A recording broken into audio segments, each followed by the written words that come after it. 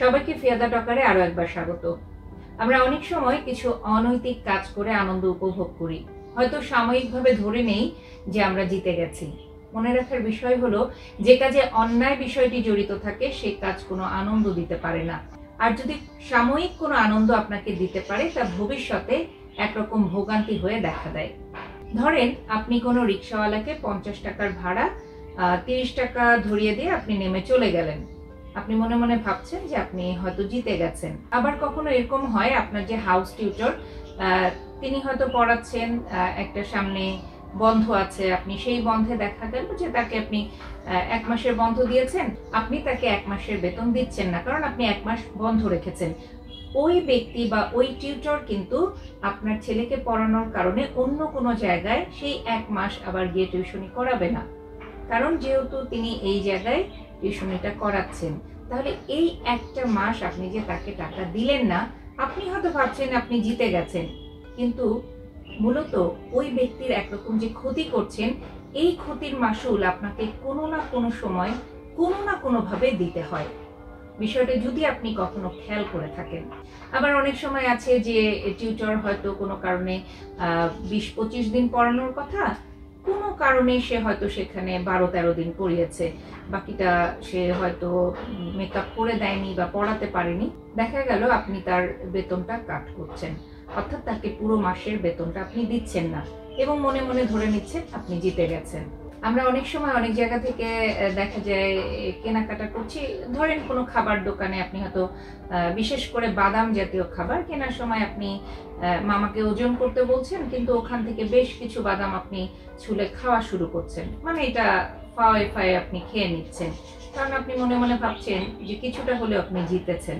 আবার অনেক সময় দেখা যায় কাউকে আপনি হয়তো টাকা ধার দিচ্ছেন, ধরেন আপনি 2 লাখ টাকা ধার দিলেন, পরে একটা চড়া সুদে সেই টাকাটা আপনি ফেরত নিচ্ছেন হয়তো কিছুদিন পরে। 2 লাখ টাকায় আপনি হয়তো 30,000 বা 35,000 টাকা বাড়তি নিলেন এবং মনে মনে ভীষণ খুশি হচ্ছেন, গেইনার হলেন, জিতে গেলেন। আবার দেখা যায় কাউকে হয়তো আপনি চাকরিতে নিয়োগ দিচ্ছেন, ধরেন এমন কোনো ক্যান্ডিডেট আছে যে খুব যোগ্য, কিন্তু তার সেই অ্যাবিলিটি নাই যে টাকা দিয়ে সেই জবটা সে নিবে, কারণ সেখানে হয়তো লাখ লাখ টাকার প্রশ্ন, তার সেই ঘুষ দেওয়ার মতো ক্ষমতা নেই। তখন তাকে রেখে অযোগ্য কোনো ব্যক্তিকে আপনি হয়তো নিয়োগ দিচ্ছেন, এবং এই জায়গায় হয়তো আপনি ভাবছেন যে আপনি জিতে গেছেন। কখনো যদি কারোর সাথে আপনি পার্টনারশিপের বিজনেস করেন, সেখানে দেখা যেতে পারে যে আপনি কিছুটা নিজ বুদ্ধি খাটিয়ে হয়তো পার্টনারকে একটা ঠকানোর চেষ্টা করছেন, এবং একটা সময় ঠকাতে পেরেছেন, মনে মনে ভীষণ খুশি হয়ে গেলেন যে আপনি ঠকিয়েছেন, তার মানে আপনি জিতেছেন। কিন্তু আপনি জেতেননি, হয়তো জিতেছে ওই ব্যক্তি। সেই হিসাবগুলো দিন শেষে আসে, যখনকার ঘটনা সেই সময় ঘটে না, ঘটনার পরবর্তী সময়ে এর ফলাফলগুলো চোখে পড়ে। যদি আপনি একটু খেয়াল করে দেখেন, একটু হিসাবগুলো মেলান। কেমন করে? ধরেন আপনি কাউকে যে বঞ্চিত করলেন তার পাওনা, ধরেন ওই হাউস টিউটরের পাওনা, ধরেন ওই রিক্সাওয়ালার পাওনা, আপনার বিজনেসের যে পার্টনার তার পাওনা, এই পাওনাগুলো কোনো না কোনো সময় আপনার উপরে এমনভাবে এমন কোন বিপদ এসে পড়বে যা আপনার অন্তত লাখ লাখ টাকা বেরিয়ে যাবে, যদি আপনার সেই অ্যাবিলিটি থেকেই থাকে। আর আপনার আছে জন্যই হয়তো আপনি এভাবে ঠকাচ্ছেন। সাধারণত যাদের অ্যাবিলিটি কম থাকে বলা হয় যে তারা আসলে অন্যকে এতটা ঠকায় না। তো এটা হচ্ছে একটা কথার কথা, এবং সবসময় বলি যে সব বিষয় সবার ক্ষেত্রে প্রযোজ্য না, সব মানুষ এক না।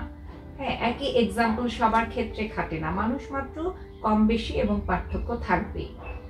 তো যেটা হয় যে আপনার হয়তো লাখ লাখ টাকা বেরিয়ে যাচ্ছে, কি করে? আপনি হয়তো দেখছেন যে আল্লাহ না করুক আপনার ফ্যামিলির কেউ ভীষণ রকমের একটা অসুস্থতায় পড়ে গেল, বড়সড় একটা রোগ হয়েছে, যার পেছনে আপনার লাখ লাখ টাকা হয়তো খরচ করতে হবে।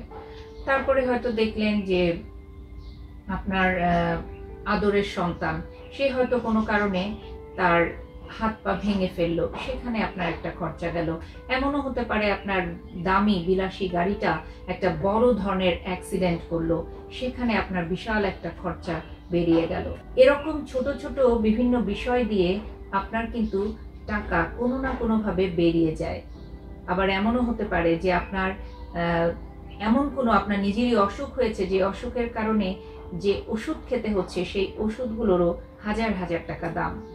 মানে কোনো না কোনো ভাবেই আপনার টাকা বের হচ্ছেই। পাশাপাশি আপনার শরীর স্বাস্থ্য ভালো যাচ্ছে না, আপনার ঘুম হচ্ছে না, আপনার মানসিকভাবে আপনি শান্তি পাচ্ছেন না, অনেক টাকা পয়সা খরচ করছেন কিন্তু কোনো ধরনেরই উন্নতি দেখছেন না।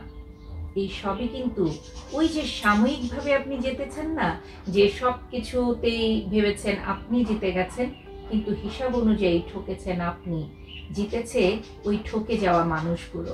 তাই সব কিছুতে জেতার আগে ঠকার হিসাবটা এভাবে একবার করে নেবেন, এভাবে একবার ভাববেন। মাঝে মাঝে এই বিষয়গুলো ভাবতে হয়।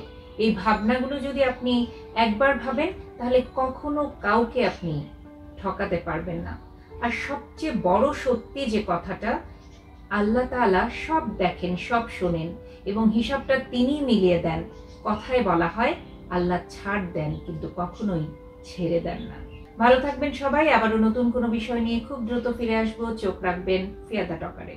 আর হ্যাঁ, অবশ্যই মাথায় রাখবেন, কাউকে ঠকানোর আগে নিজেই ঠকছেন না তো।